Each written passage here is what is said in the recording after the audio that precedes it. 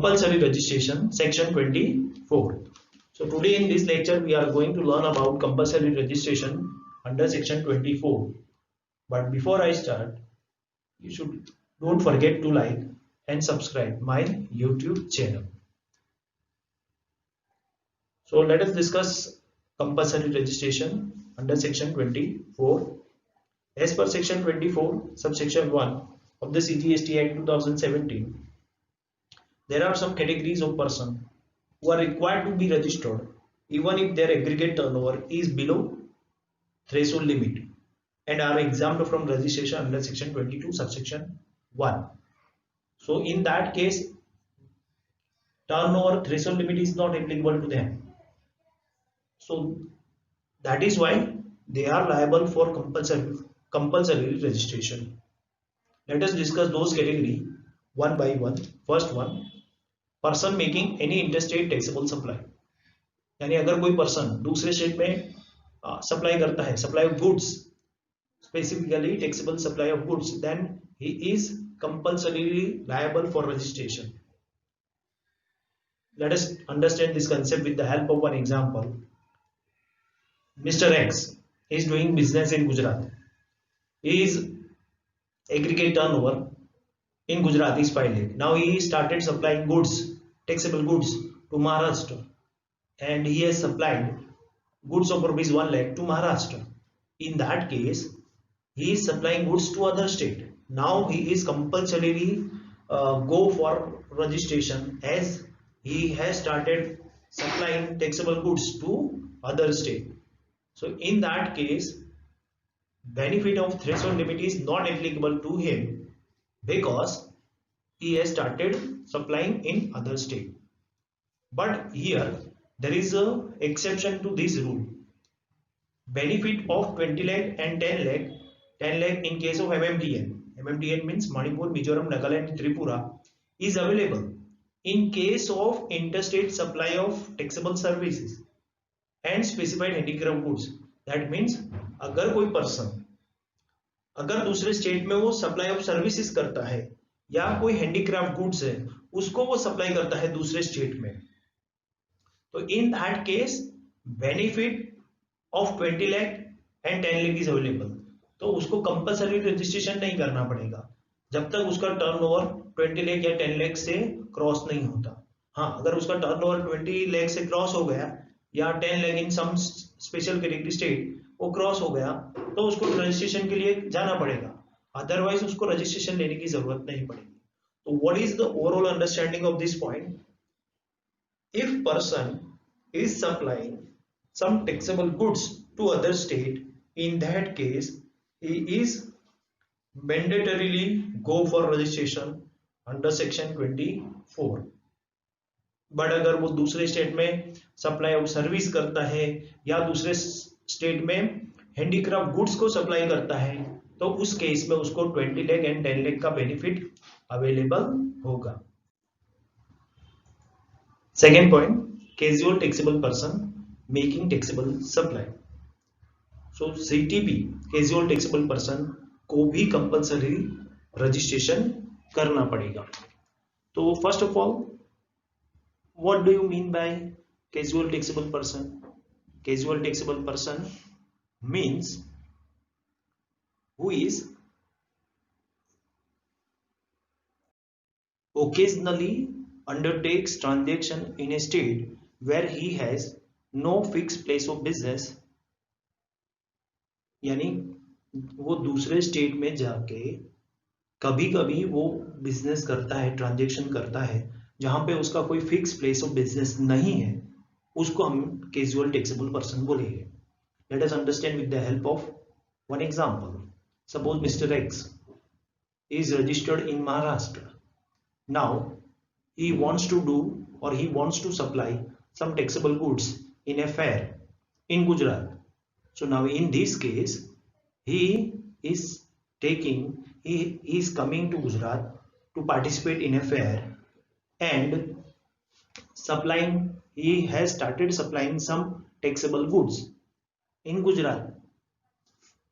So now in this case he has to obtain compulsory registration under section 24 under the category of casual taxable person।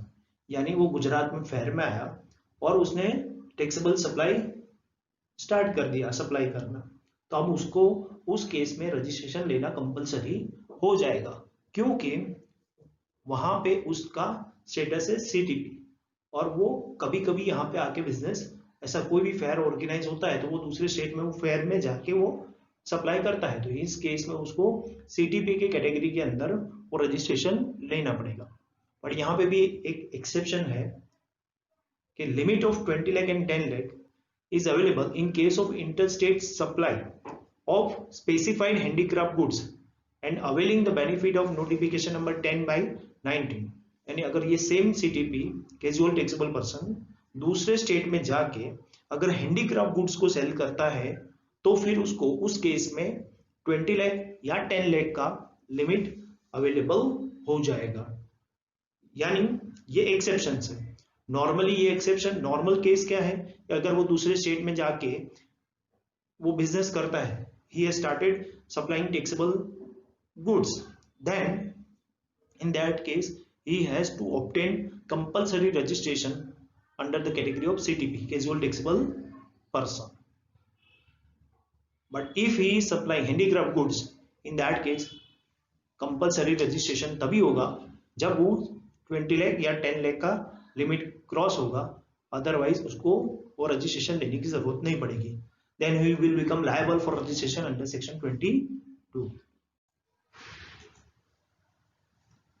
Third one, person who are required to pay tax under reverse charge. That means अगर person को reverse charge applicable है तो उसको भी registration compulsory लेना पड़ेगा। सो but here also there is exception. If a person is engaged exclusively in making supplies, tax on which is payable on RCM is not required to obtain registration. That means यहाँ पे एक person को compulsory registration है और opposite party को compulsory registration नहीं है। Let us understand with the help of example. There are two persons, Mr. X and Mr. Y. Mr. X supplies goods to Mr. Y. These goods is such that on which reverse charge is applicable. So now in that case, Mr. Y, who is a recipient of the goods, is liable for paying tax to the government under reverse charge basis. So in this case, section 24 is applicable to Mr. Y as reverse charge is applicable on him, but on the same line reverse charge is not applicable to Mr. X as he has supplied the goods on which reverse charge is applicable. So in this case compulsory registration is applicable to Mr. Y, whereas it is not applicable to Mr. X because he is supplying outward supply. So in this point what we have learned, if person is supplying some goods on which reverse charge is applicable, in that case one person has to obtain compulsory registration whereas another person is not go for compulsory registration. Next one, non-resident taxable person making taxable supply. So if person is non-resident who is not residing in India, if he has started supplying taxable supply in India, then he has to go for compulsory registration under section 24. Next one, electronic commerce. Every ECO who is required to collect tax at source under section 52 and person who supply goods and services through ECO who is required to collect tax at source under section 52 other than specified under section 9 subsection 5, but threshold limit of rupees 20 lakh and rupees 10 lakhs in MMTN is available in case of suppliers supplying only services through ECO.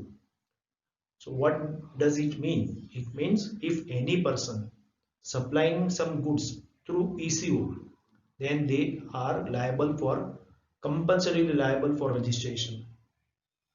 Person who are liable to pay tax under section 9(5) are required to take mandatory registration as per section 9 subsection 5 of the act. In respect of the following specified services, the tax shall be paid by e-commerce operator for services supplied through ECO, like transportation of passenger by radio taxi, motor car, cab, motorcycle, etc., providing accommodation in hotels, inns, guest houses, clubs, campsite and other commercial places meant for residential or lodging purpose, services by way of housekeeping such as plumbing, carpenting, etc. So if these things are provided through ECO, so in this case ECO is liable to take registration and pay tax only if turnover of such services provider are less than 20 lakh or 10 lakh, and they are not liable to take registration under section 22 of CGST act. यानी अगर अपना कोई भी goods eco के through cell करता है तो उसको कंपलसरी रजिस्ट्रेशन लेना पड़ेगा. But here also benefit is available to service provider if they are supplying goods or if they are supplying services through ECO, then they are not liable for registration if their turnover does not crosses limit of 20 lakh and 10 lakh in some special category state. Next point, person required to deduct tax at source under section 51 whether or not separately registered under GST.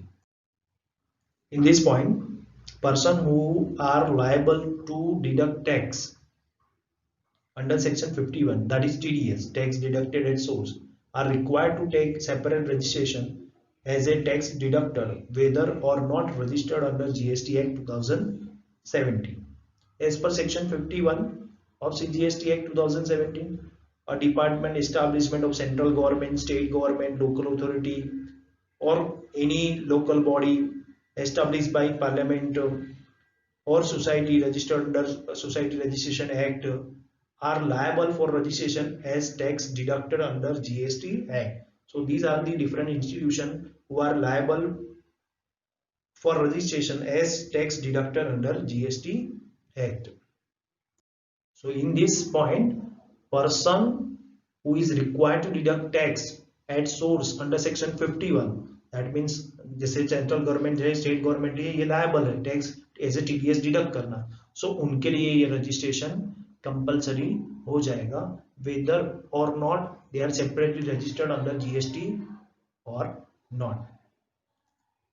Next point, person making a taxable supply of goods or services on behalf of other taxable person as an agent or other.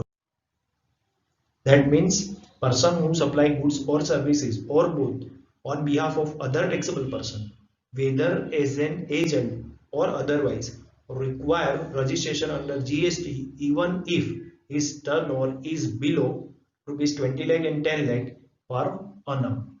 So that is for agent. If they are supplying on behalf of other person, so then in that case they are compulsorily liable for registration under section 24. Now input service distributor, whether or not separately registered under GST as agent or otherwise. An input service distributor is a business which receives invoices for services used by its branches. So branches are using some services and for that invoices are received by head office. It distributes the tax paid to such branches on a proportional basis by issuing an ISD invoice. So this is about ISD. Let us understand with the help of one example. Head office of ABC is located at Bangalore, having branches at Chennai, Mumbai and Kolkata. The head office incur annual software maintenance expense on behalf of all its branches and receive the invoices for the same. Now, since software is used by all the branches, the input tax credit of the entire service can not be claim at Bangalore. अकेला बेंगलोर उसको input tax credit को claim नहीं कर सकता. वो जो भी input credit मिला है उसको सारी ब्रांचेस को डिस्ट्रीब्यूट करना पड़ेगा. The same has to be distributed on all three locations. Here the head office at Bangalore is the input service distributor. So in this case, input service distributor has to obtain compulsory registration under section 24. Every person supplying OIDI services from a place outside India to a person in India. OIDR stands for Online Information and Database Access or Retrieval Services. There are some examples of OIDR services like advertising on internet, providing cloud service like Google Drive, OneDrive, etc. Provision of ebook, movie, music, software and other intangibles via internet like Hotstar, Amazon Prime Video, Netflix, etc. Providing data or information retrievable or otherwise to any person in electronic form through a computer network, online gaming, etc. So these are the example of OIDAR. So every person who is supplying OIDAR services from a place outside India, he is located outside India, to a person in India, then that person has to obtain compulsory registration under section 24. Person required to pay tax on RCM basis under section 9 subsection 5 of CGST Act. So every person who is required to pay tax on RCM basis under section 9 subsection 5 are also liable for compulsory registration. Thanks for watching my video. Do like and subscribe my YouTube channel.